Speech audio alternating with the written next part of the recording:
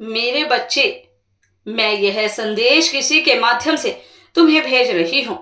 इसकी अवहेलना मत करना और बीच में अधूरा बिल्कुल भी मत छोड़ जाना, क्योंकि मैं आज स्वयं तुम्हें एक विशेष वरदान देने आई हूँ। जो वरदान एक ऐसे मनुष्य को मिलता है जो इसका पात्र होता है।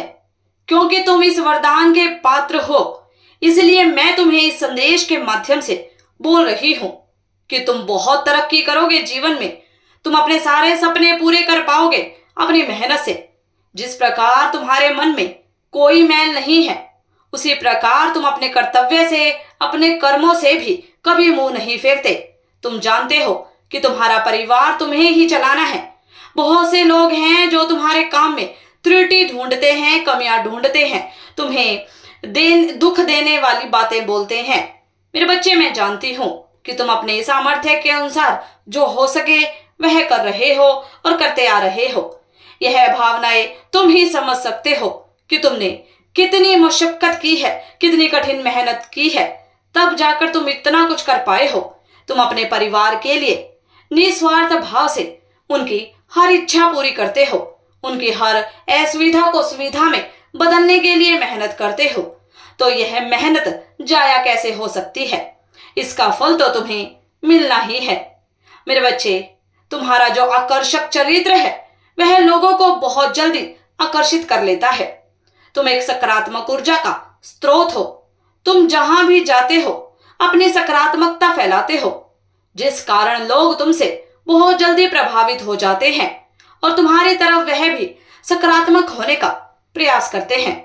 मेरे बच्चे, तुम्हारे इन प्रभावित गुणों के कारण मैं तुम्हें यह आशीर्वाद देती हूँ कि तुम अपने परिवार के साथ सदैव खुश रहोगे, सदैव संतुष्ट रखोगे और जीवन में तरक्की करोगे। तुम्हारी बुद्धिमत्ता और तुम्हारा परिश्रम तुम्हें हर जगह जीत दिलाएगा। यह मेरा आशीर्वाद है तुम्हें। मेरे बच्चे, तुम्हारी यही एक आदत, यही एक गलती, बार बार दूसरों के बारे में ज्यादा सोचना और उन्हें अपना मान लेना, आगे चलकर तुम्हें बहुत धोखा देने वाली है। अगर तुम चाहते हो कि ऐसा न हो तो मेरी बात ध्यान से सुनो।